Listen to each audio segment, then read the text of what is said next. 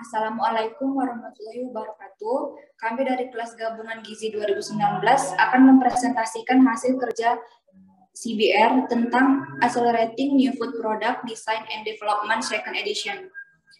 Saya di sini akan memperkenalkan diri dengan saya sendiri, yaitu Lingga Hana Sofia dari kelas Gizi A 2019, Adinda Al-Munawwarah Warahab dari kelas B, Adinda Sukma dari kelas A, Atika Dewi Maharani dari kelas A, Rizky Frida Niki dari kelas A, Ana Rizkia dari kelas A, Adenisa Salsabila dari kelas B, Aisyah Syawali Borusi Tepu dari kelas B, Eka Putri Indah Lestari dari kelas B, Indriati Syafitri dari kelas B, Meisya Arifah Rizka dari kelas B, Yunda Ayuning Tias dari kelas B, Mentari Sinambela, Muhammad Syarifuddin Harahap, Rasma Mei Yusra, Ruci Hite, Siti Rahma, dan Syafitri Junida. Saya akan membacakan identitas buku. Judul buku Accelerating New Food Product Design and Development, penerbit IFPRESS Advisory Group edisi 2 tahun 2017, penulis John Willy, reviewer kelompok 2 Gizi 2019 tanggal 21 September 2021, nomor ISSN 9781119149309. Untuk pembacaan eksekutif summary dibacakan oleh Mentari. Kepada Mentari, dipersilahkan layar dan pembaca.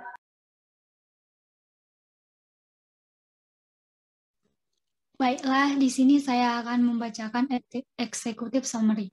Produk adalah sesuatu yang dapat ditawarkan ke pasaran untuk diperhatikan, dipakai, dimiliki, atau dikonsumsi sehingga dapat memuaskan keinginan atau kebutuhan. Secara garis besar, jenis-jenis produk bisa memperinci dua jenis, yaitu konsumsi dan produk industri. Produk konsumsi atau consumer product adalah barang yang dipergunakan oleh konsumer akhir atau rumah tangga dengan maksud tidak dibisniskan atau dijual lagi. Atribut produk adalah unsur yang menjadi pembeda atau pengembangan pada suatu produk sehingga memberi nilai tambah, manfaat, dan juga menjadi bahan pertimbangan dalam pengambilan keputusan pembelian. Setelah produk baru tersebut dapat diterima pasar atau konsumen, penjualan akan meningkat dan daur hidup produk berada pada fase pertumbuhan. Tahap ini ditandai dengan adanya pesaing baru di pasar yang memaksa produsen menambah kegiatan produksinya walaupun tidak segencar ketika produk pertama diluncurkan. Harga tidak berubah tetapi mengalami sedikit penurunan untuk mengatasi persaingan serta penjualan mengalami peningkatan yang pesat. Pada tahap ini, strategi pemasaran yang dapat dilakukan perusahaan diantaranya dengan meningkatkan kualitas produk dan menambah keistimewaan produk baru, mencari segmen baru, mencari saluran distribusi baru, serta melakukan promosi melalui iklan untuk meyakinkan pembeli tentang kualitas produk tersebut.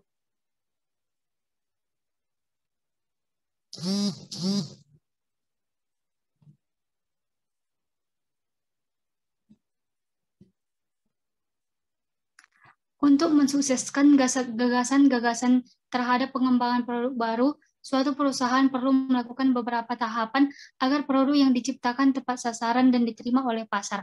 Karena tujuan diciptakannya produk baru adalah menciptakan inovasi yang sukses di pasaran, dan juga perusahaan harus mengganti produk-produk yang telah masuk ke tahap penurunan daur ulang hidup produknya. Produk baru adalah kunci pertumbuhan dan kegiatan perusahaan.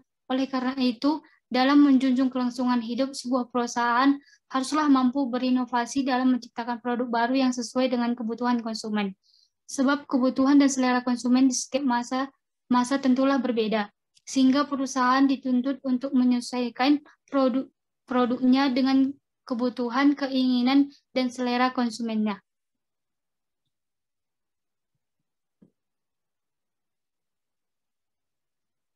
Selanjutnya dibacakan oleh Rizky. Baik, selanjutnya adalah menurut American Society for Quality Control, kualitas adalah the totality of features and characteristics of a product or service that bears on its ability to satisfy given needs. Artinya, keseluruhan ciri dan karakter-karakter dari sebuah produk atau jasa yang menunjukkan kemampuannya untuk memuaskan kebutuhan yang tersirat.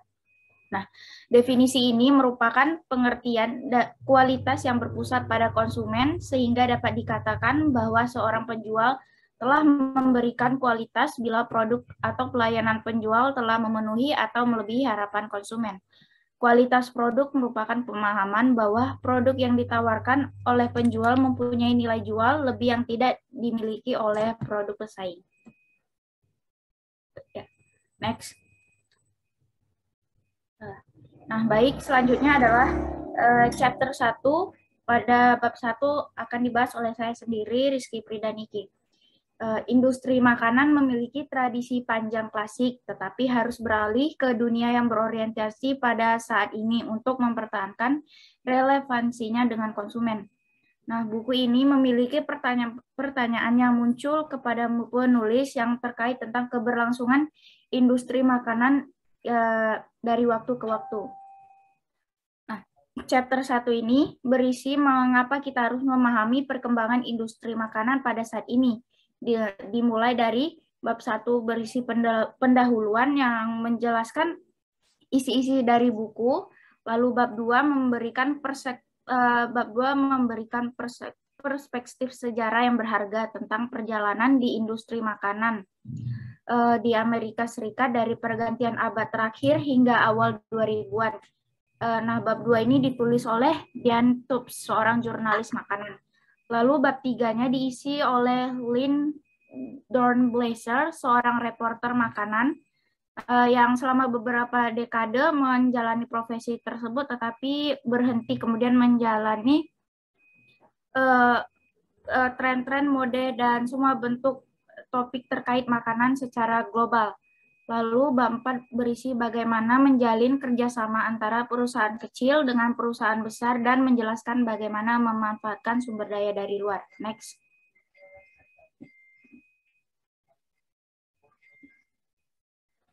Selanjutnya, pada bagian 2, dengan judul besar Percepatan Desain dan Pengembangan Produk Pangan. Nah, untuk bersaing di pasar saat ini, pengembangan produk makanan berada di bawah tekanan untuk menciptakan produk baru yang inovatif pada saat ada tekanan untuk mengurangi biaya, tenaga kerja, dan alat pemecahan masalah. Nah, mereka atau orang-orang yang bekerja di industri ini menginginkan kemewahan dan kualitas kelas atas, tetapi lebih memilih untuk membeli nilai dari suatu produk. Departemen Penelitian telah melakukan proses pengembangan produk baru dan mendorong staf mereka untuk berinovasi. Namun telah mengurangi jumlah pemasok dan mengharuskan pemasok tersebut memberikan diskon. Lalu program universitas bagus namun kurang memiliki landasan dalam lingkungan bisnis dan pengembangan produk saat ini. Nah, di bagian 2 ini nantinya terdapat 5 bab, yaitu bab 10 sampai 15 yang akan membahas pengembangan produk pangan. Ya, next.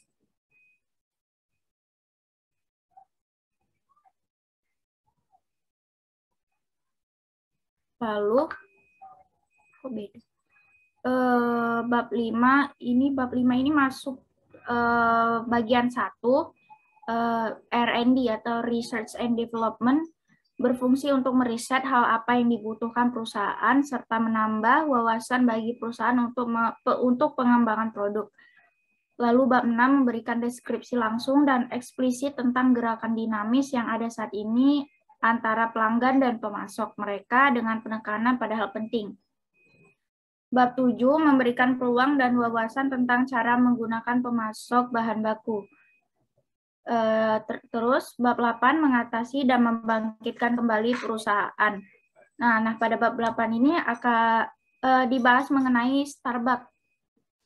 Terakhir bab 9, Yogi Berra, seorang pemain atau manajer bisbol yang telah berhenti, memberikan perspektif untuk inovasi dan penemuan pada produksi makanan. Ya, next.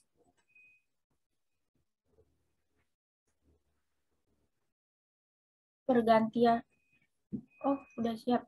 Ya, baik. Selanjutnya, chapter 2 ini, bab 2 akan disampaikan oleh Linggahana.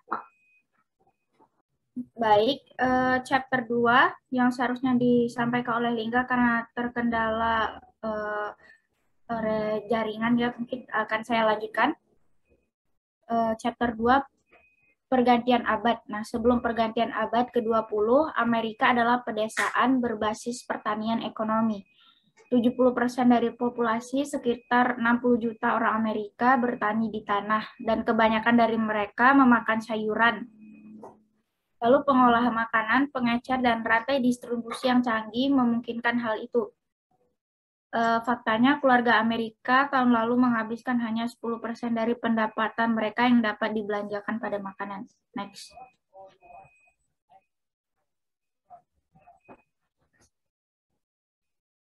Mencari di kulkas.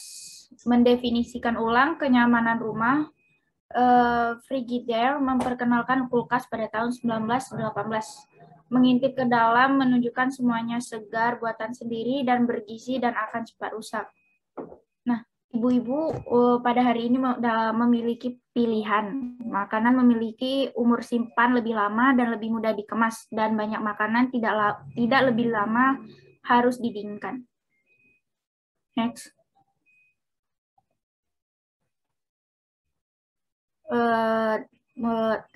Tahun 1889 hingga 1899, pilihan baru untuk para ibu. Ya, pada akhir 1890-an, jutaan imigran mengalir dari barat dan timur Eropa membawa masakan dan resep baru.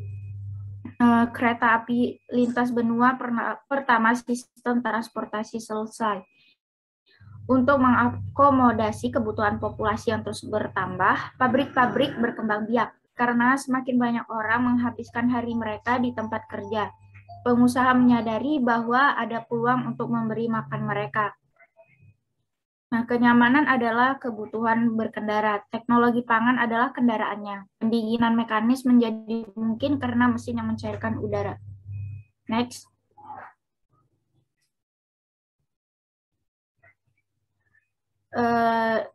Tahun 1900 hingga 1910, optimisme dan kemakmuran. Ahli kimia Inggris mengembangkan proses hidrogenasi untuk minyak. Hidrogenasi mengubah asam lemak tak jenuh tunggal dan ganda dari keadaan cairnya menjadi lemak yang lebih keras, yang meningkatkan suhu leleh dan memperlambat ketengikan dari minyak, lalu menghasilkan makanan dengan lebih lama umur simpan. Kenyamanan mendorong inovasi, lalu pembuat kopi tetes pun memulai. Debutnya Hills Brothers mulai mengemas kopi panggang dalam kaleng vakum dan kopi instan ditemukan.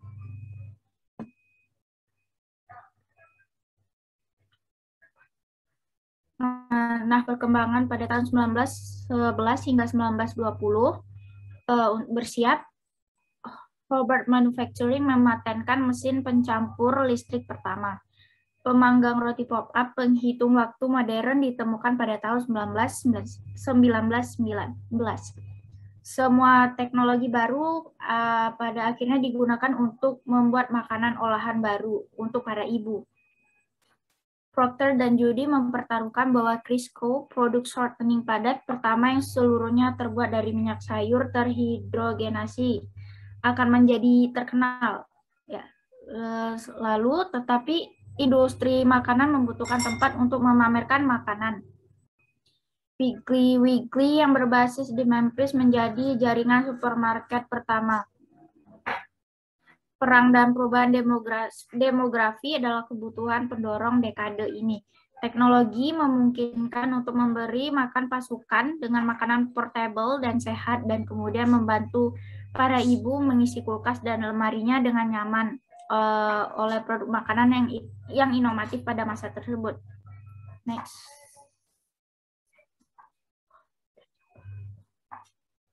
Lalu perkembangan industri pangan 1921 hingga 1930 dengan judul diguncang tapi tidak diaduk.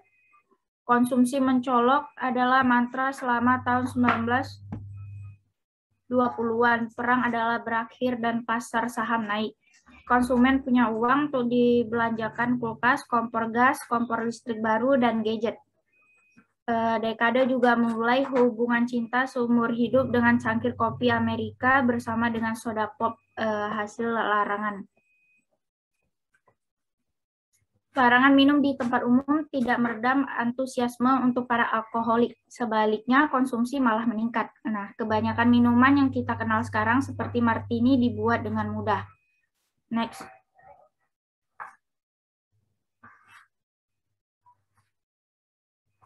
Oh ya. Baik, selanjutnya chapter 3. Nah, jadi di sini saya akan menyampaikan kesimpulan untuk chapter 1 bab 1, yaitu berisi tentang isi-isi buku dan ikhtisar dari buku. Lalu untuk kesimpulan bab 2 yaitu bagaimana perkembangan industri pangan dari masa ke masa. Ya. Terima kasih.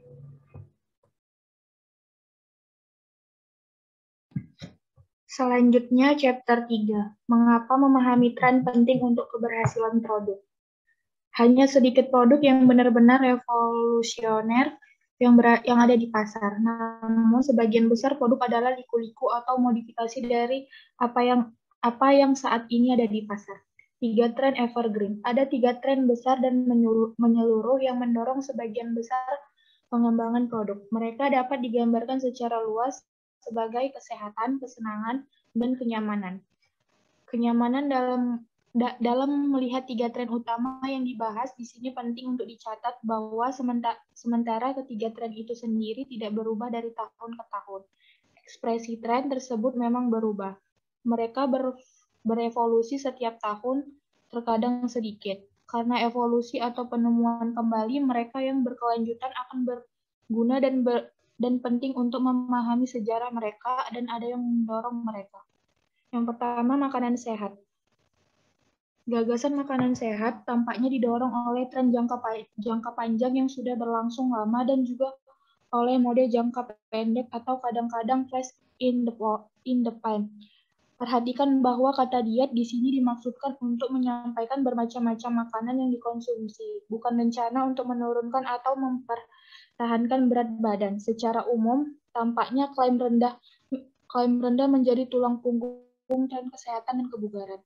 Kami telah melihat berbagai klaim low-in muncul di pasar, beberapa di antaranya diterima dengan baik oleh konsumen, dan lainnya dan tidak begitu banyak. Salah satu contohnya yang telah ada selama beberapa dekade tetapi masih berjuang untuk diterima dengan baik oleh konsumen adalah tren rendah natrium. Produk rendah natrium telah muncul di pasar selama beberapa dekade, terutama ditujukan untuk orang yang lanjut usia sebelum sekitar tahun 1990. Next.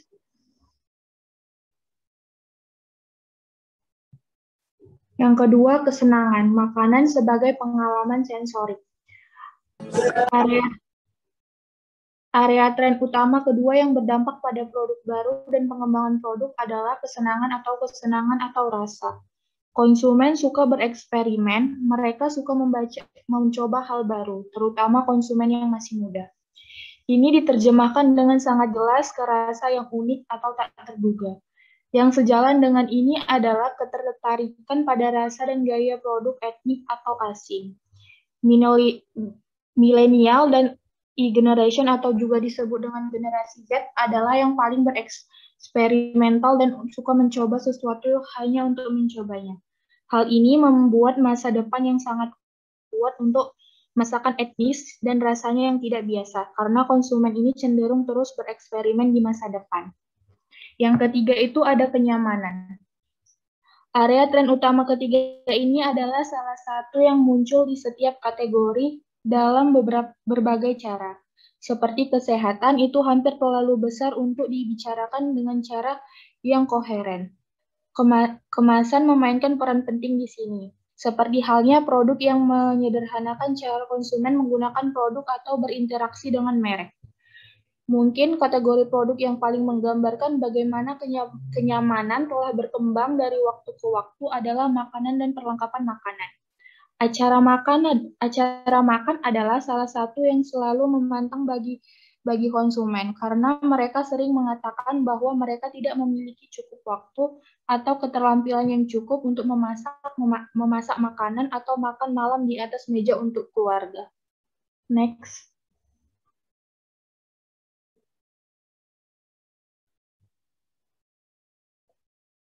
memahami hubungan antara tren dan mode. Tren menunjukkan pertumbuhan yang lambat dan stabil dari waktu ke waktu dan penurunan yang lebih bertahap. Selain itu, pertumbuhan yang lambat itu biasanya tersebar di sejumlah kategori produk. Yang kedua, tren dapat mudah dipahami. Mereka cenderung menggunakan bahasa umum yang dapat dipahami siapa saja dan juga relatif mudah diadopsi oleh konsumen atau perusahaan barang kemasan konsumen. Yang ketiga itu ada mode tumbuh cepat, mati cepat. Mereka tampaknya meledak ke pasar dan tampaknya menjadi populer secara instan. Mereka sering menghilang sama cepatnya.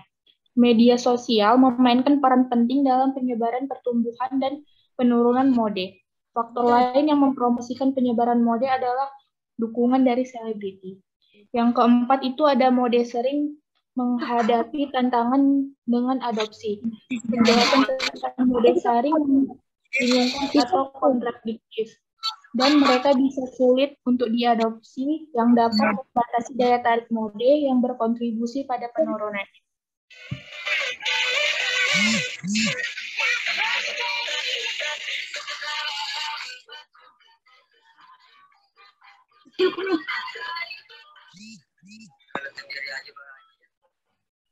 Baiklah, untuk chapter 4 akan saya bacakan. Saya Adinda Sukma dari kelas GGA 2019. Mengembangkan kemitraan menggunakan sumber daya luar untuk pengembangan produk. Salah satu tantangan bagi perusahaan yang bekerja dengan kecepatan tinggi otomatis garis adalah bahwa produk baru harus memberikan volume yang cukup agar sesuai dengan skala operasi. Sebuah peluang muncul untuk memasarkan ini rasa barat daya burrito ke pengecer nasional besar. Volume produk yang dibutuhkan sesuai dengan model bisnis, namun tanpa departemen penelitian dan pengembangan dan dengan penghalangan cemas krisis waktu untuk pengembangan yang ada. Sebagai perusahaan kecil berusaha untuk memperluas pasar produk mereka, memperpanjang umur simpan juga menjadi penting. Perusahaan-perusahaan ini tidak pernah berpikir memiliki departemen penelitian dan pengembangan dan berdasarkan ukurannya membutuhkan keahlian dari luar hanya berdasarkan kebutuhan untuk menemukan jawaban atas sifik, biasanya teknis. Produk permen dan makanan penutup ditemukan di setiap budaya. Salah satu contohnya adalah sushi. Sushi adalah contoh yang baik dari makanan yang telah melampaui tradisional sushi bar yang disiapkan di depan kita oleh orang-orang yang dipercaya menjadi ahli dalam memahami dan menangani ikan segar. Perusahaan yang tertarik untuk memasarkan dan mendistribusikan sushi membutuhkan sumber daya internal atau akses ke perusahaan luar untuk keahlian teknis, untuk stabilitas dokumen dan memperpanjang umur simpan lini produknya. Next.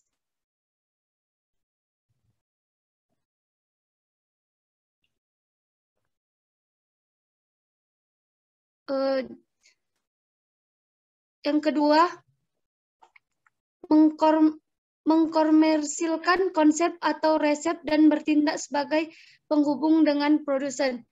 Jadi pada bab ini terdapat kesimpulan bahwa sumber daya luar dapat membantu bisnis mengembangkan produk baru, memecahkan masalah teknis mematuhi peraturan pemerintah, memastikan keamanan pangan, dan memindahkan ide dari konsep ke kenyataan.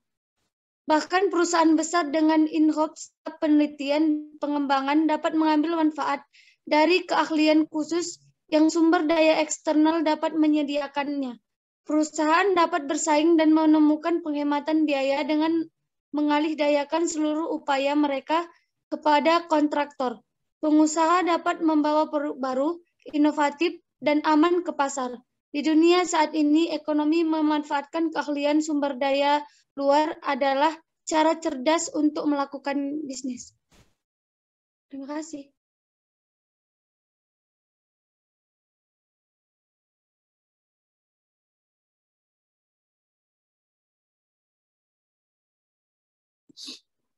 Selanjutnya, Membangun organisasi R&D unggul. Tantangan bagi organisasi R&D saat ini adalah memastikan bahwa orang-orang dalam organisasi memiliki keterampilan dan kemampuan untuk menyampaikan tujuan proyek. Rencana permainan, pemahaman yang lebih baik tentang hasil permainan dan seseorang mulai merasa seperti pemenang juga mencapai skor tinggi selama pertandingan panjang seperti dalam bermain video game profesional. R&D perlu memahami strategi organisasi mereka dan meningkatkan keterampilan mereka yang ada atau mempelajari keterampilan baru agar berhasil melakukan pekerjaan mereka. Keterampilan R&D level 1, dasar-dasar teknis, keterampilan yang diperlukan. Untuk tampil di posisi R&D, seseorang perlu memiliki keterampilan teknik dasar yang diperoleh melalui pendidikan atau pengalaman.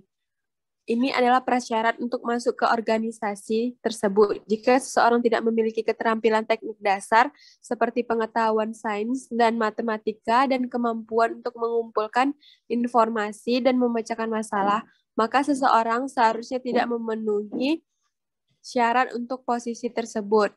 Selanjutnya,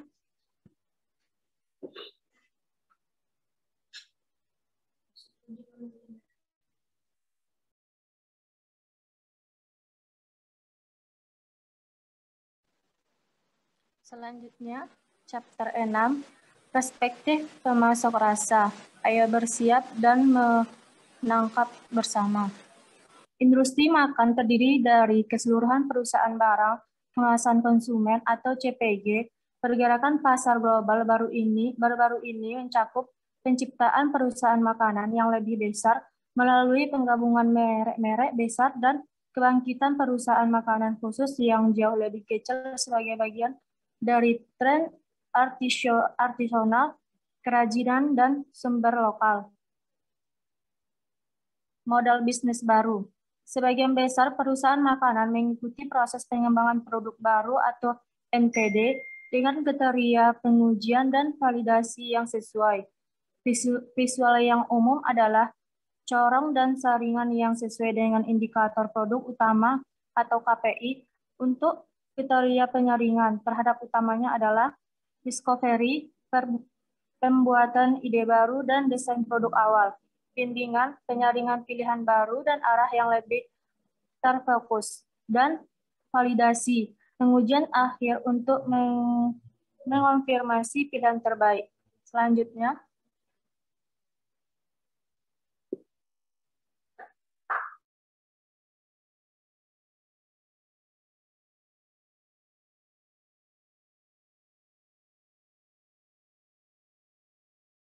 yang pertama, standar 2 corong. 2 corong terpisah atau perusahaan makan for host sejajar dengan proses produk baru yang berbeda ini adalah model yang paling umum digunakan untuk mengidentifikasi rasa, rasionalisasi, perluasan, lini, dan pengembangan produk baru. Yang kedua, corong tertanam dalam corong. Corong yang lebih besar mewakili proses NPD, perusahaan makanan, dan corong yang lebih kecil mewakili proses NPD, rumah rasa.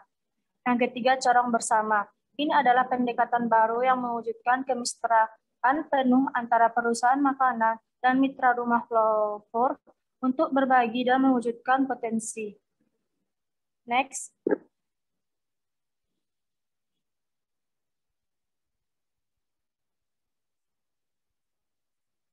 Umumnya, perusahaan makanan dan minuman menentukan kapan dan seberapa banyak mereka ingin melibatkan pemasok rasa atau bahan mereka dalam proses inovasi mereka.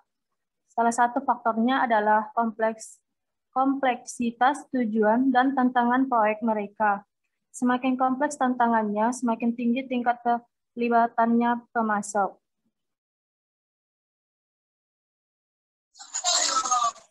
Kerjasama pemasok dan inovasi untuk mempercepat makanan perkembangan produk. Langkah pertama adalah proses pengembangan produk. Proses pengembangan produk merupakan langkah awal yang cukup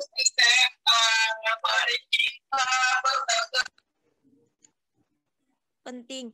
Ada ide yang akan menghasilkan aliran pendapatan baru harus menggunakan proses pengembangan produk untuk menentukan kelayakan komersial dan teknisnya. Singkatnya, ini adalah proses untuk pertumbuhan. Jadi, untuk perusahaan yang siap mengeksekusi, ada kekuatan besar di proses yang ditetapkan dan didokumentasikan, yang juga memiliki penerapan universal dan fleksibilitas, serta akuntabilitas dan tata kelola yang jelas. Langkah pertama, ideation. Yang kedua, evaluasi peluang. Yang ketiga, pengembangan konsep. Yang keempat, validasi dan peluncuran. Yang kelima, peluncuran dan eksekusi. Selanjutnya,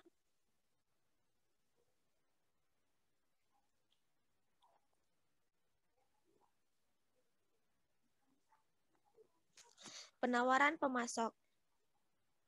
Tim perkembangan produk perlu memahami penawaran pemasok utama dan kemampuan secara mendalam untuk memastikan mereka dimanfaatkan dengan cara yang mengarah sinergi dan manfaat kolaboratif yang dapat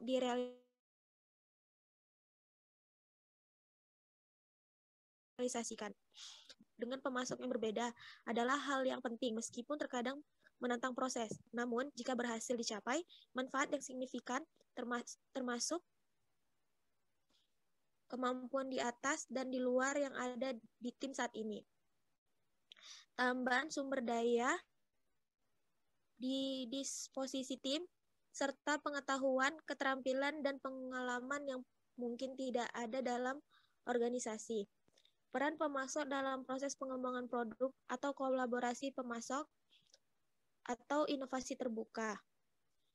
Membuka pintu inovasi ke pemasok pada tahap awal akan memberikan pemahaman yang lebih besar tentang kelayakan, memperluas lensa keahlian, dan mendefinisikan nilai kekayaan intelektual. Intinya, perusahaan yang mengadopsi inovasi terbuka pada tahap ideation akan menuai banyak manfaat, antara lain kemitraan jangka panjang yang lebih dalam, akses ke kumpulan yang lebih luas dan lebih beragam dari ide-ide, dan kemampuan untuk memanfaatkan kekuatan otak eksternal untuk menciptakan lebih sukses produk yang terpusat pada pengguna. Selanjutnya,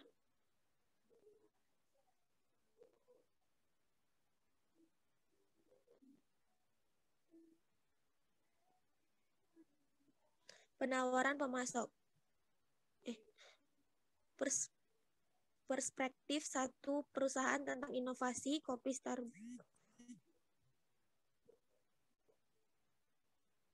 Selanjutnya dibacakan oleh Aisyah.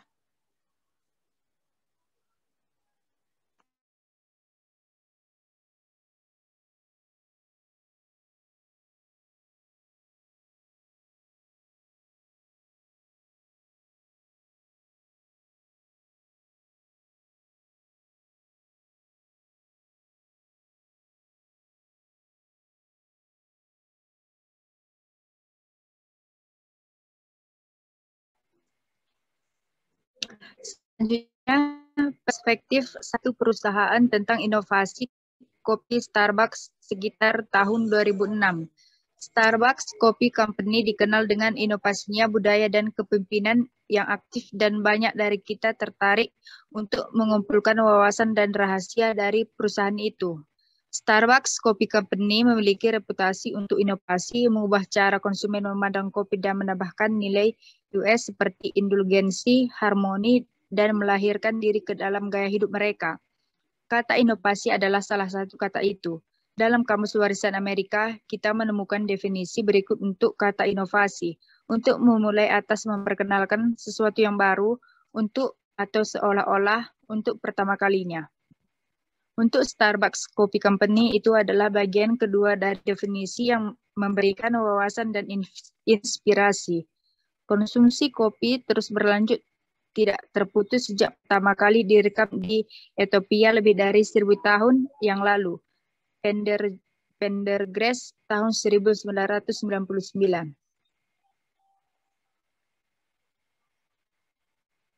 Dengan memperkenalkan kualitas tinggi, kopi spesial dan minuman memanjakan berdasarkan kopi ke yang lebih besar, utama streaming penonton, Starbucks tampaknya memperkenalkan kembali di dunia kopi.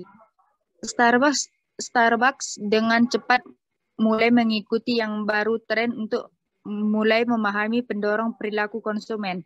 Starbucks adalah paling efektif dan nyaman dalam peran memperluas pasar dan mengembangkan kategori dengan mengikuti tren baru yang menjanji umur panjang. Perusahaan berdarah dan terdepan berinvestasi besar-besaran untuk menjadi yang pertama ke pasar. Banyak orang di industri ini mungkin memandang Starbucks sebagai inovator terdepan, berusaha menjadi yang pertama di pasar dengan pewarna inovatif.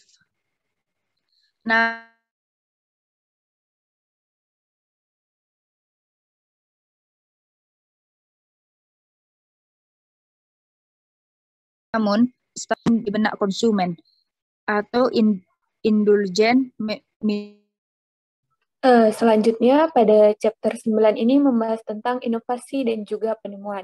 Inovasi ini dapat diartikan sebagai upaya yang dilakukan seorang pelaku usaha pada pembuat produk untuk memperbaiki, meningkatkan, dan juga mengembangkan produk yang diproduksinya selama ini.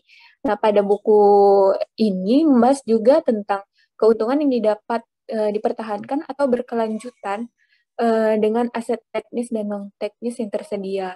Berdasarkan pengalaman dan juga produk inovasi ini dapat melakukan sesuatu yang baru, kemudian dapat dikaitkan dengan ilmu pengetahuan juga, dan cara pendekatan, gaya, varian yang berbeda dari tema atau kebutuhan yang sama atau berbeda, kemudian menggunakan aturan yang ada.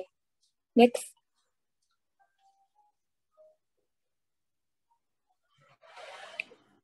Pada penemuan, di penemuan ini merupakan cara untuk mencari yang benar-benar baru, yang tidak ada saat ini, tidak dikenal, dan juga sepenuhnya tidak dipahami atau diperiksa. Yang tidak publik ini dapat diinvestasikan di masa depan, kemudian dapat direfleksikan dari wawasan, dan juga penemuan ini menjadi masukan bagi keberhasilan inovasi di masa depan.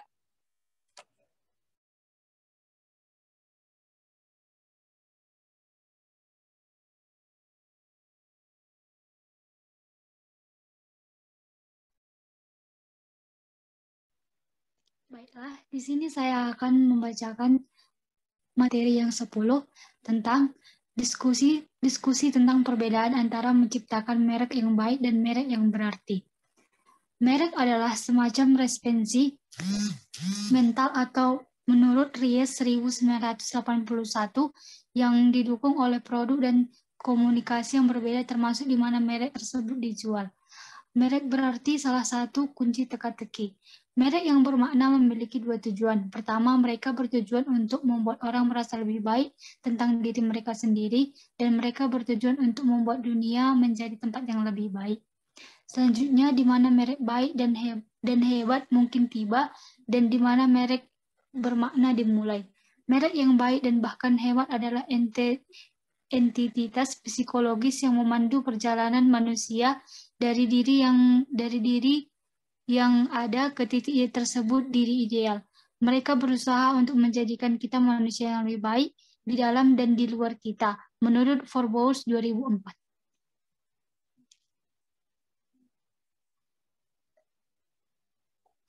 Dalam persyaratan dan batasan lingkungan bisnis, kita dapat mengidentifikasi 3 area yang mendorong merek yang baik dan bahkan mungkin menciptakan struktur berikut terinspirasi oleh Stephen Covey, Kebiasaan ke-8 tahun 2005. Yang pertama, fungsi. Fungsi berarti bahwa merek melakukan sesuatu secara fisik kepada orang yang menggunakannya lebih disukai sehingga ada efek positif dan langsung pada pengguna. Yang kedua, pengetahuan. Sebuah merek membutuhkan pengetahuan yang memadai dan relevan yang memberikan kontribusi yang berarti bagi kehidupan sehari-hari calon pelanggan. Pengetahuan melibatkan kompetensi yang diperoleh merek di benak konsumen. Yang ketiga, kecerdasan emosional menurut Goleman 1995. Merek memahami emosi manusia atau setidaknya menjelaskan menangani emosi ini dengan cara yang hormat dan positif.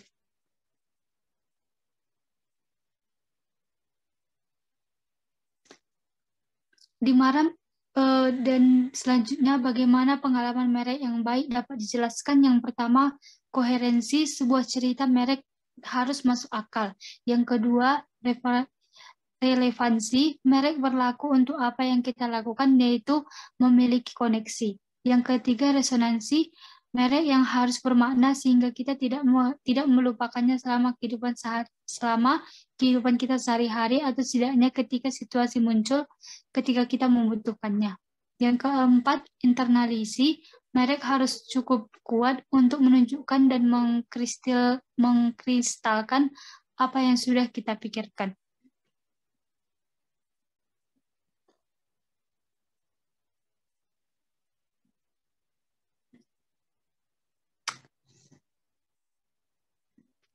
Dalam buku Reals and Reals asal-usul merek 2004, ia menjelaskan bagaimana lingkungan persaingan memaksa merek untuk membuat perbedaan di otak konsumen agar dapat bertahan.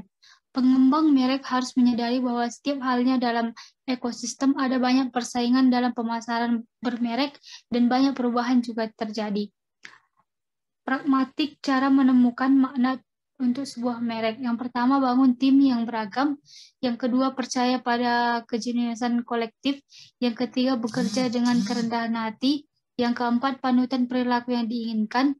Yang kelima, percaya pada proses dan bersabar. Dan yang terakhir, tetap terlihat dalam metodologi penelitian.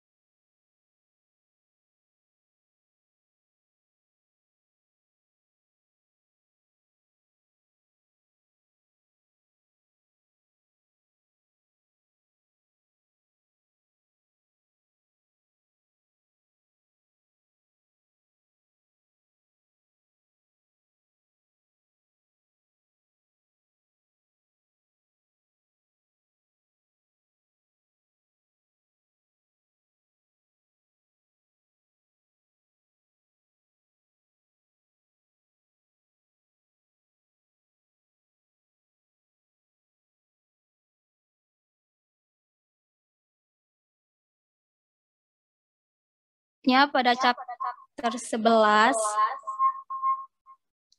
produk mewakili dorongan itu yang akan dipasarkan.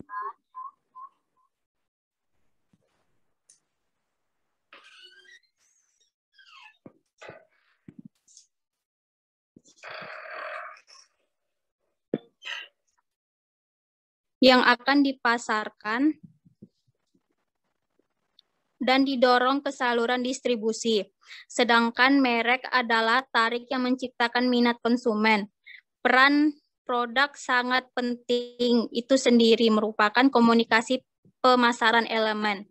Dalam pengertian ini adalah bahwa komponen merek simbolnya dapat secara aktif dimanipulasi untuk mencapai tujuan pemasaran saat itu.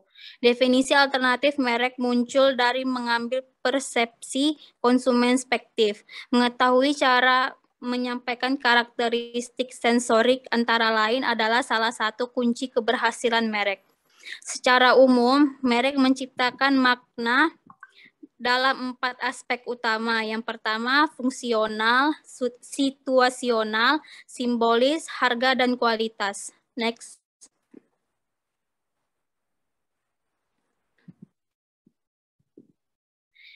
Merek sendiri mungkin tidak mendorong penerimaan, namun dalam konsep, merek dapat bersinergi dengan elemen tertentu sehingga kombinasi jauh lebih besar dari yang diharapkan dari mengobati merek dan pesan lainnya sebagai independen. Untuk memahami bagaimana merek bertindak sebagai pengganda, kita harus menemukan interaksi berpasangan dalam tugas analisis konjoin. Ketika seseorang responden melihat sebuah merek, dia mengharapkan hal-hal tertentu, dan ini harapan dapat bervariasi menurut merek. Merek sebagai direksi, sebuah alternatif untuk merek sebagai pengganda berasal dari memikirkan kembali sifat konsep. Merek membingkai produk pilihan, dan oleh karena itu evaluasi penggunaan dan produk dapat membingkai atau membingkai ulang nama merek. Ada bukti empiris yang tersedia untuk membantu menilai alternatif-alternatif ini. Pendekatan sistematis ini mengembangkan konsep, menggunakan prinsip desain eksperimental, dan memberikan kemampuan untuk mengidentifikasi karakteristik produk yang paling sesuai dengan merek.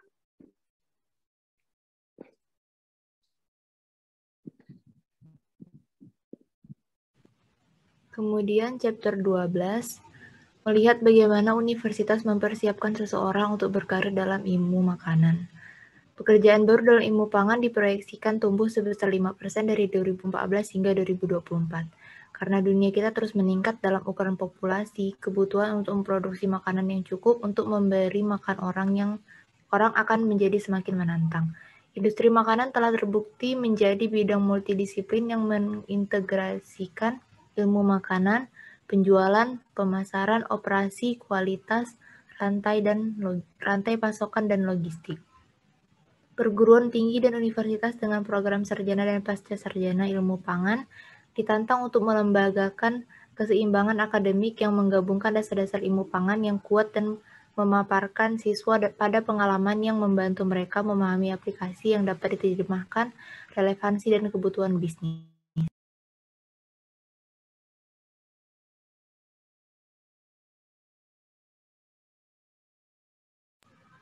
Mahasiswa membutuhkan keterampilan tertentu untuk sukses di industri makanan seperti pemasaran, penjualan, operasi, kualitas dan keamanan pangan, dan rantai pasokan. Akreditasi akademik, karena ilmu makanan adalah disiplin ilmu yang ketat, sangat penting bagi siswa untuk memiliki latar belakang ilmu dasar yang kuat. Setelah siswa menyelesaikan mata kuliah prasyarat, mata kuliah kompetensi inti khusus untuk ilmu pangan dapat diambil. Kriteria akademik sekolah pasca sarjana. Kriteria akademik untuk sekolah pasca sarjana berbeda-beda di setiap program ilmu pangan masing-masing, namun hasilnya serupa. Mahasiswa pasca sarjana ilmu pangan meningkatkan keterampilan penelitian mereka melalui bimbingan seorang penasihat dan komite. Sementara pengalamannya sebagian besar fokus penelitian, mahasiswa pasca sarjana mengambil khusus tingkat pasca sarjana, khusus untuk ilmu pangan dan atau disiplin yang berhubungan dengan proyek penelitian mereka.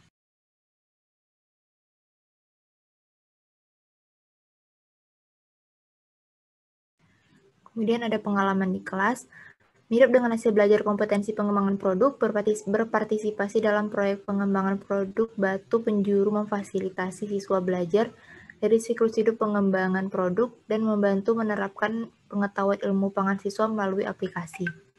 Penawaran program universitas baru. Karena permintaan akan pangan yang sehat, berkelanjutan, dan aman terus meningkat, permintaan akan sertifikasi atau pelatihan yang diperlukan pun meningkat. Departemen Ilmu Pangan telah membangun strategi baru untuk membantu membuat siswa mereka lebih berharga di mata industri.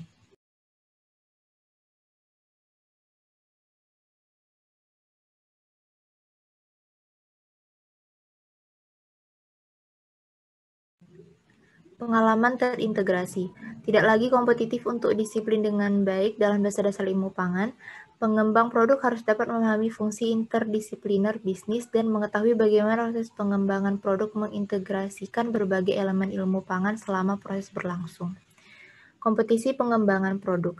Selain mengembangkan produk makanan yang sehat secara teknis, kompetisi sering menggabungkan elemen pengembangan produk penting lainnya, seperti konsep pemasaran, keamanan pangan, dan rencana manajemen kualitas, kelayakan ekonomi, dan orisinalitas. Sebagian besar kompetisi menilai ide produk dengan rubrik penilaian yang mencakup elemen-elemen ini yang mendukung kemitraan interdisipliner dalam pengembangan produk.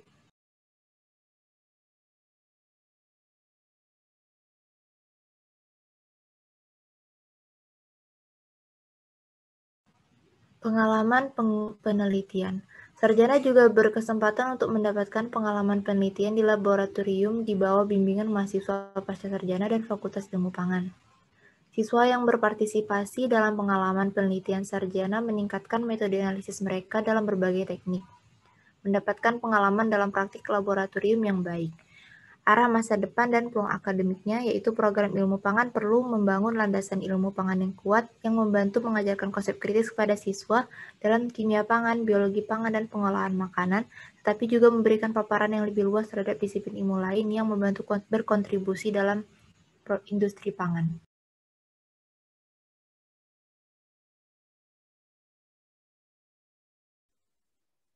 Selanjutnya untuk chapter 13 yaitu menerapkan proses yang mempercepat perkembangan produk baru. A. Pemetatan pengetahuan. Saat memulai proyek baru, langkah pertama yang paling penting adalah mengetahui tentang area topik. Dari proses ini adalah terciptanya peta pengetahuan.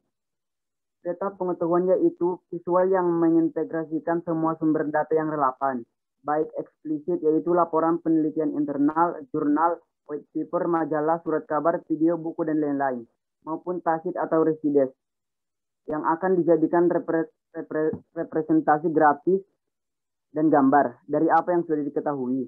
Peta biasanya dipindai dan diubah menjadi gambar digital dan format berbasis teks.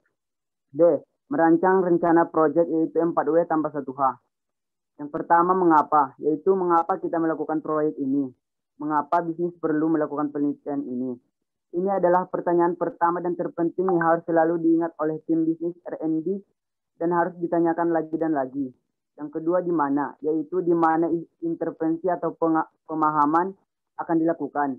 Misalnya di fasilitas penelitian dan di lokasi lapangan, rumah atau kantor, melalui internet atau dimanapun dan kapanpun. Di mana sumber daya yang tersedia paling baik digunakan untuk menjawab pertanyaan bisnis dan penelitian. Terus di mana kita memerlukan penelitian dan pengamatan primer dan di mana lebih baik untuk memperoleh informasi dari sumber-sumber sekunder.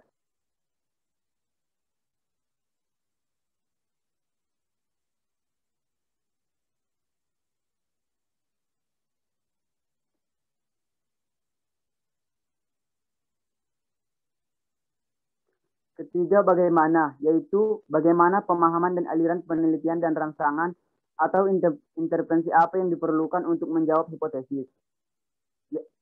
Selanjutnya, bagaimana langkah-langkah proyek harus diringkas dengan baik untuk dampak ke depannya. Terus, bagaimana kebutuhan pemahaman tersebut sesuai dengan anggaran proyek. Untuk nomor 4, siapa, yaitu siapa dalam tim yang perlu dilibatkan dengan perencanaan strategis dan taktis untuk setiap pemahaman. Terus, siapa yang perlu direkrut untuk membantu tim menjawab pertanyaan dan bagaimana Anda mulai memasukkan mereka ke dalam kerangka berpikir tentang topik tersebut. Yang kelima, apa, yaitu apa saja pertanyaan penelitian kunci yang harus dijawab untuk bisnis pada akhir tahap penemuan ini. Seperti apa keberhasilan dan penghujung hari bagi para pemangku kepentingan utama. Untuk pembuatan hipotesis. Hipotesis adalah memprediksi apa yang diharapkan tim bisnis untuk dilihat. Tujuannya adalah untuk menentukan apakah asumsi mereka benar atau salah. Hipotesis dikembangkan berdasarkan pengetahuan umum yang baru ditemukan atau pemikiran yang sudah ada sebelumnya. Atau bisa dari pemikiran anggota tim atau eksekutif lainnya. Setelah hipotesis dibuat, akan dirancang dan dipilih dalam upaya untuk mengkonfirmasi setiap hipotesis. Simulti dapat berubah produk, fisik atau prototipe, konsep, ide, paket, bahkan dapat berasal dari prakerja dari peserta.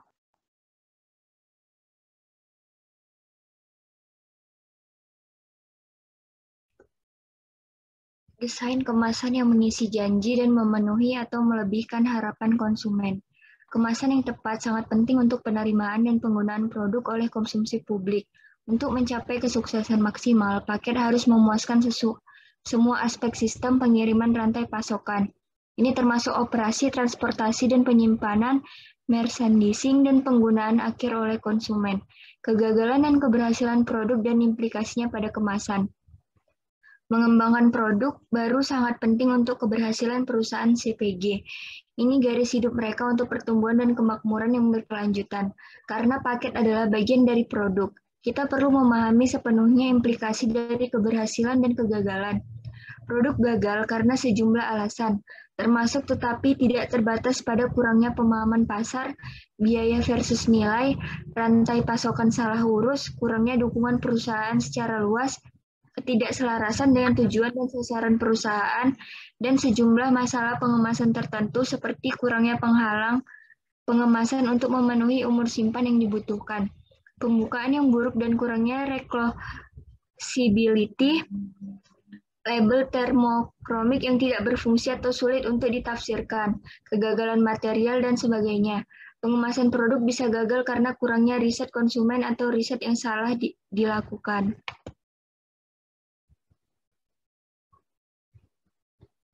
Beberapa kegagalan paket produk yaitu ada Tasun Chip Frito-Lay, jus jeruk Tropicana, dan paket cup McDonald.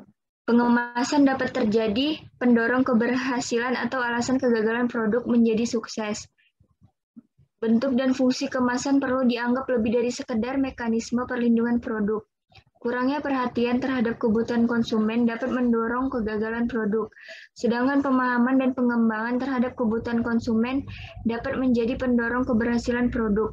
Memahami dan mengembangkan produk untuk harapan konsumen bukanlah tanggung jawab kelompok tunggal. Itu harus bersama upaya di mana pemasaran, riset pasar, pengembangan produk, produk riset, dan riset pengemasan semuanya bekerja sama. Namun kunci untuk kerjasama ini adalah konsumen.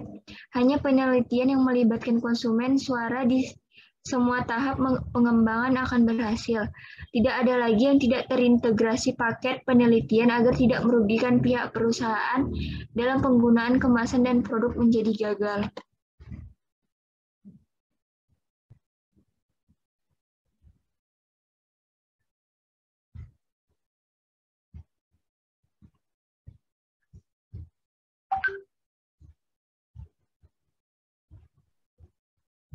Chapter 15, membuat lemon bar dari lemon, menggunakan kekuatan kerja tim untuk mengubah konsep realitas.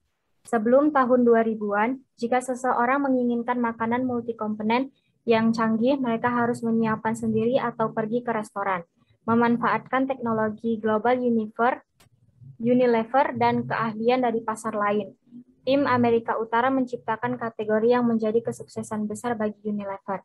Unilever dan khususnya tim R&D menghadapi banyak kendala, termasuk apakah standar emas kuliner chef dapat dikomersialkan dan diproduksi dengan kualitas tinggi yang sama ketika ditingkatkan hingga 1.000 pound per batch. Namun, tim berhasil memenuhi tujuan yang ditetapkan dengan mengikuti proses efektif yang mewujudkan ide awal. Perusahaan yang sukses besar atau kecil harus fokus pada aktivitas penting dan menghasilkan kemenangan di pasar.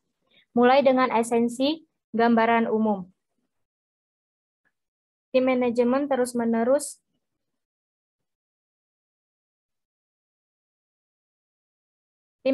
terus-menerus ditantang untuk memenuhi berbagai tuntutan pemangku kepentingan dalam tingkat bisnis yang serba cepat, selalu berubah, lebih kompleks daripada sebelumnya. Manajemen dalam organisasi yang sukses ini mengomunikasikan strategi dan tujuan bisnis secara luas, sehingga memastikan semua individu memahami peran yang mereka mainkan dalam bisnis. Menyusun rencana tidak berhenti di tingkat eksekutif. Banyak organisasi juga menerapkan sistem manajemen kinerja untuk memfokuskan pencapaian pada hasil yang berarti. Tujuan umum dari atas ke bawah memastikan rekan bekerja pada hal yang benar dan bahwa setiap orang selaras. Next.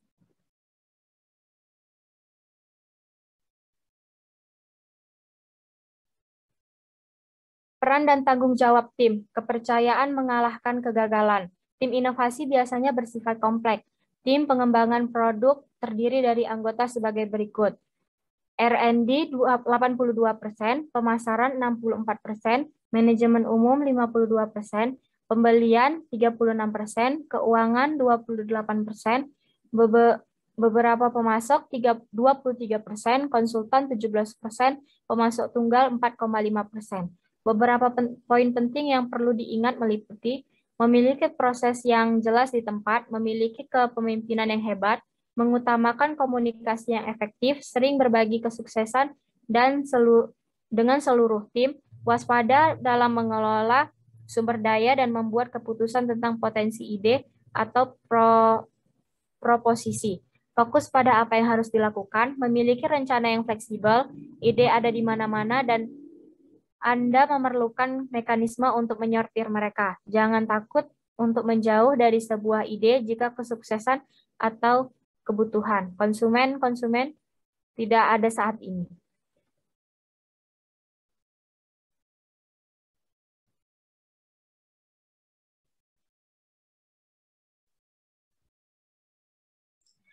Baik, selanjutnya adalah mengidentifikasi langkah-langkah kritis dalam proses pengembangan produk baru.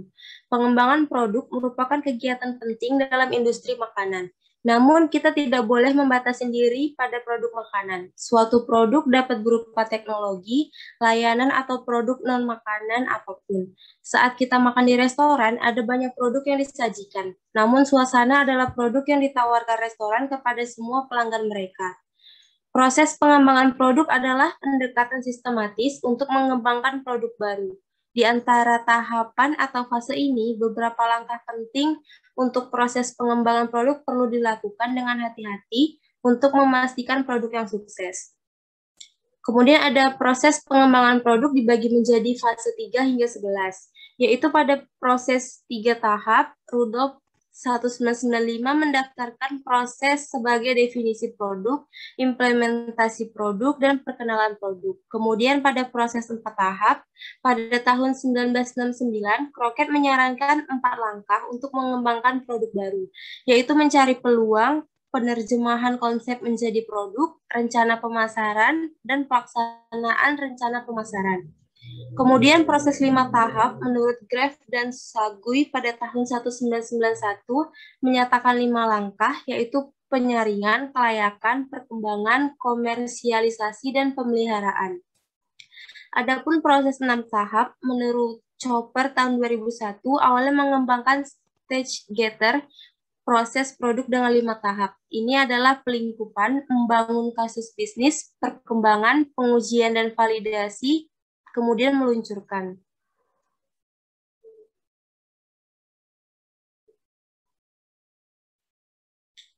Kemudian ada proses 7 tahap. Pada tahun 1990, Oikle menyarankan protokol dengan 7 langkah, yaitu eksplorasi, pembuahan, pemodelan atau prototype, kemudian penelitian dan pengembangan, rencana pemasaran, pengujian pasar, dan pengantar utama. Dan yang terakhir adalah proses 11 tahap. Menurut Matson pada tahun 1970 mengusulkan proses 11 langkah untuk mengembangkan produk baru, yaitu generasi ide, penyaringan konsep, formulasi awal, panel rasa, kemudian formulasi akhir, penempatan percobaan, mencari setelan, desain paket, rekan pengepak, tes minimarket, dan distribusi simbiosis. Adapun kunci untuk proses pengembangan produk baru yang sukses, yaitu pertama mengembangkan rencana strategis. Jadi rencana strategis menetapkan visi, misi, nilai, tujuan, dan strategi organisasi. Hal ini berkaitan dengan tujuan dan strategi bisnis perusahaan secara keseluruhan, lingkungan sosial, ekonomi, dan teknologi, serta kompetensi inti perusahaan. Yang kedua adalah membentuk tim lintas fungsi. Tim lintas fungsi ini terdiri dari kelompok orang yang bekerja menuju tujuan bersama dan terdiri dari orang-orang dengan keahlian fungsional yang berbeda. Yang ketiga, mengelola proyek. Jadi pengembangan produk di sini adalah sebuah proyek. Dan keempat, melibatkan logistik pada tahap awal pengembangan. Proses logistik meliputi pengadaan, transportasi, dan penyimpanan barang dari sumbernya ke pelanggan.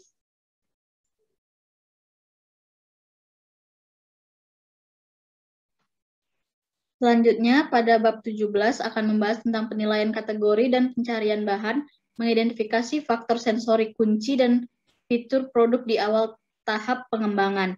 Dalam kasus yang lebih kompleks dan lebih umum, produsen produk bermerek bekerja untuk memenuhi ringkasan pemasaran.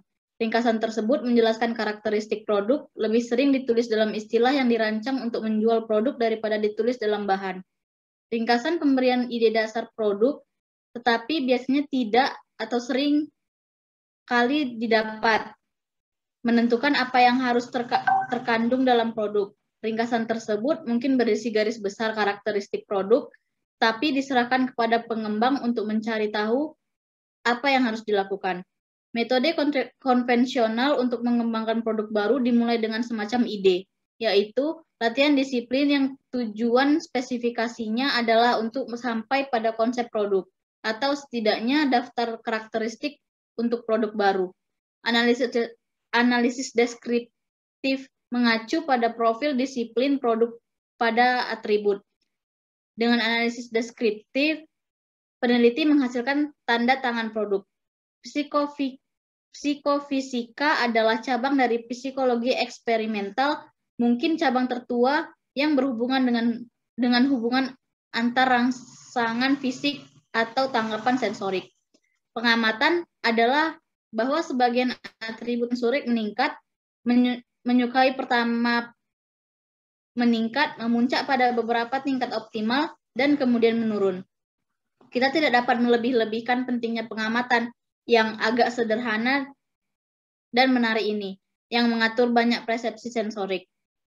Apa yang dipelajari dari pengembangan dari analisis RR atau sensory linking sederhana? Yang pertama itu sifat hubungan tidak selalu sama, yang kedua individu berbeda satu sama lain.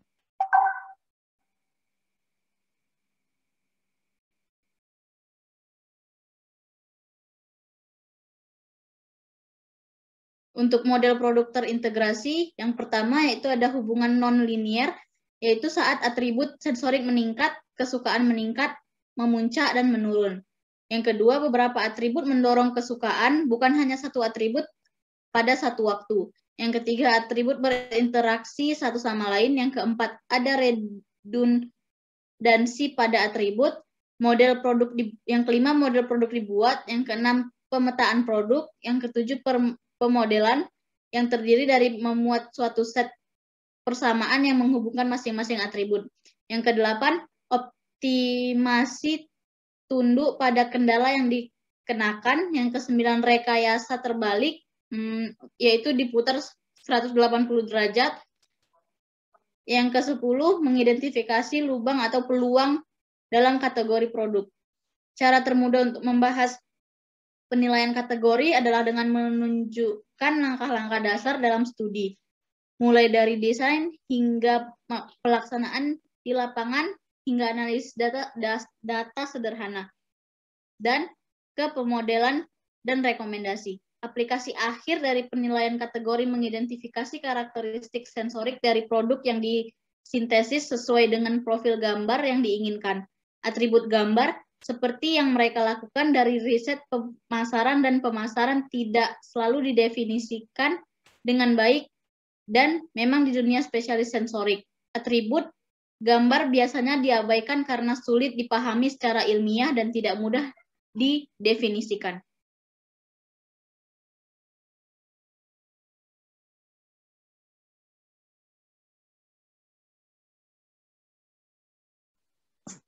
Selanjutnya, chapter 18 membahas tentang aplikasi analisis regresi diskriminan dan logistik untuk penerimaan konsumen dan produk berorientasi konsumen studi optimasi.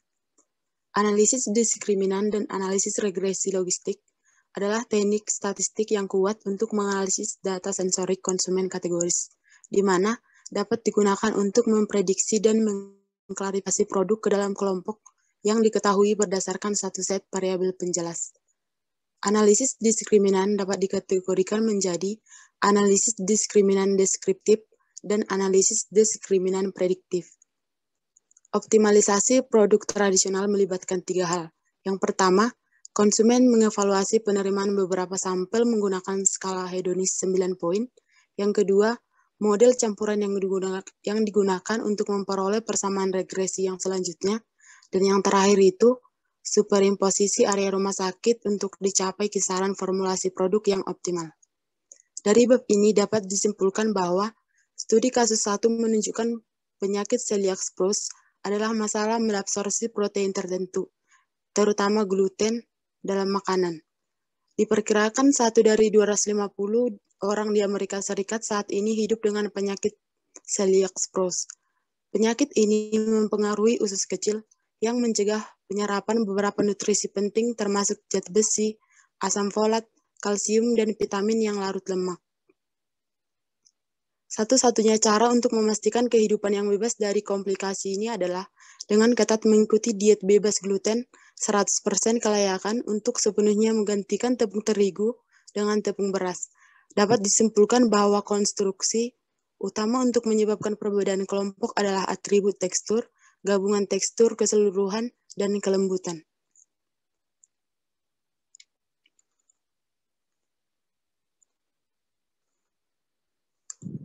Sedangkan pada studi kasus 2 dinyatakan bahwa petani menjual biji beras pecah dengan harga hampir setengah dari harga biji beras utuh.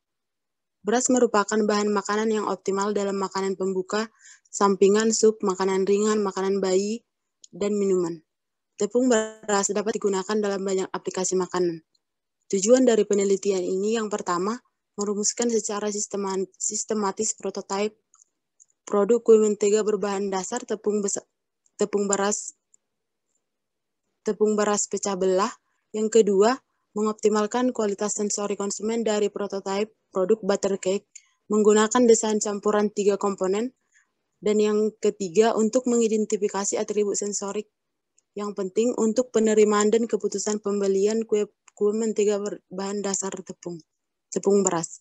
Hal ini ditunjukkan untuk mengembangkan produk kue mentega yang dibuat terutama dengan tepung beras dan untuk menentukan kisaran formula yang optimal.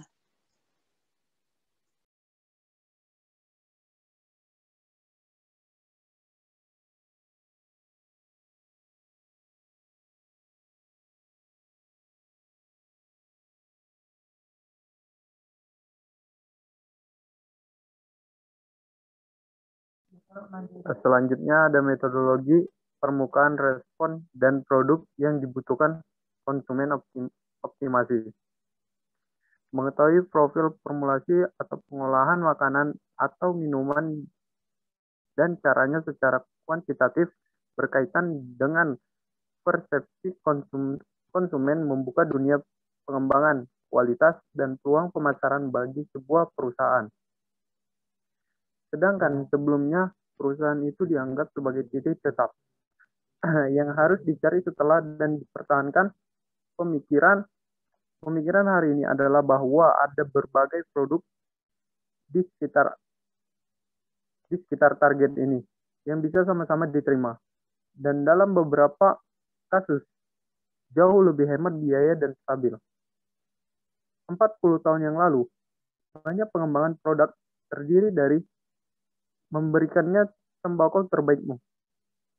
Secara sederhana, pendekatan ini berarti menggunakan semua pengetahuan tentang produk untuk menebak apa yang mungkin menjadi kombinasi bahan. Pendekatan RSM terbagi menjadi 3 bagian. Yang pertama, desain eksperimental, tata letak kombinasi yang berbeda. Yang kedua, akuisisi data, mendapatkan data yang sesuai dari populasi sasaran. Yang ketiga, pemodelan, membuat persamaan yang menghubungkan variabel dependen dengan kombinasi yang tepat dari variabel bebas.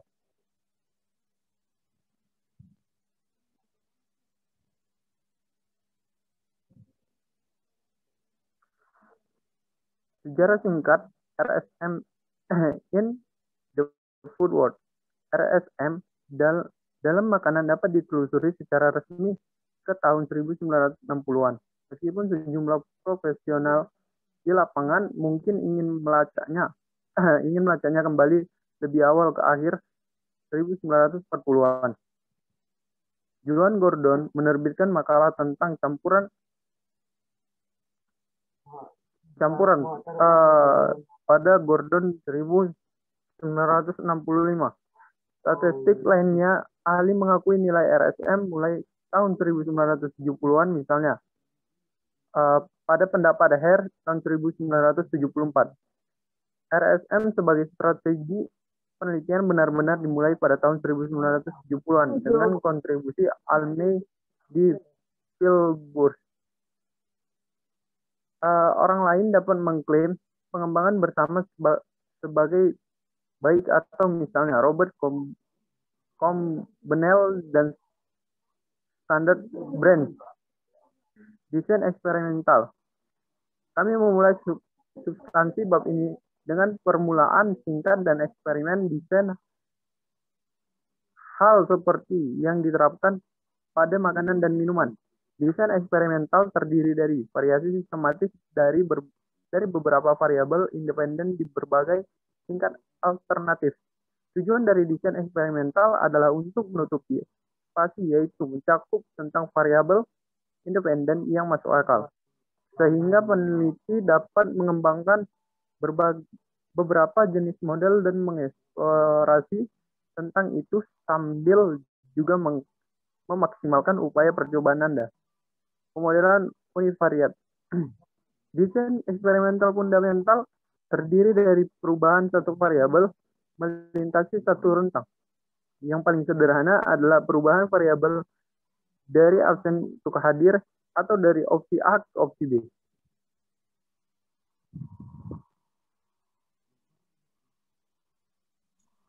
Selanjutnya chapter 20 atau bab 20 mempercepat dan mengoptimalkan desain produk makanan baru dan pengembangan. Pada bab ini membahas tentang pengembangan produk melalui inovasi dan perkembangan yang ada di digital sekarang.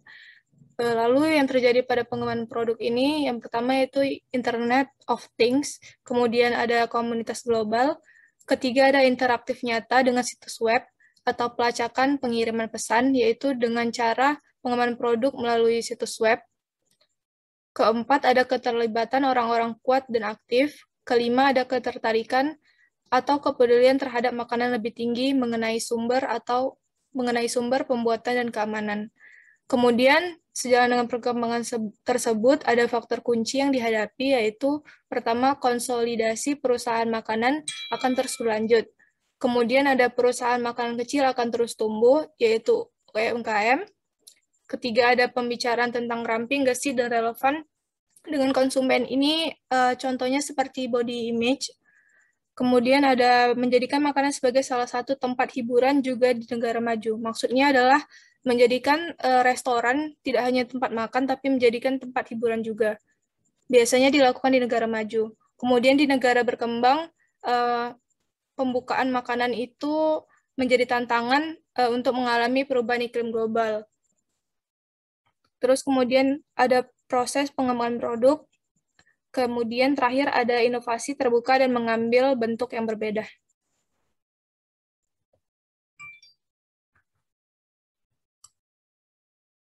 Next.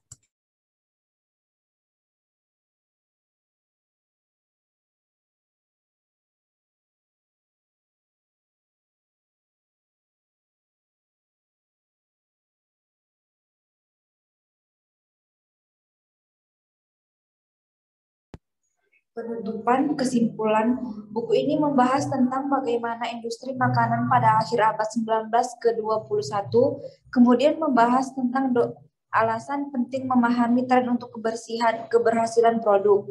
Buku ini juga membahas bagaimana mengembangkan kemitraan, membangun organisasi R&D yang unggul, kerjasama pemasok dan inovasi untuk mempercepat makanan pengembangan produk. Kemudian mempelajari perspektif satu perusahaan tentang inovasi kopi Starbucks. Beberapa bab membahas tentang inovasi versus invensi yang berisi kepercayaan, kesempatan dan pengalaman. Ada juga yang berisikan diskusi tentang perbedaan antara menciptakan merek yang baik dan merek berarti pemasaran dan iklan di bisnis produk baru, serta bagaimana sebuah universitas mempersiapkan seseorang untuk berkarir dalam ilmu makanan dan menerapkan proses yang mempercepat produk baru perkembangan.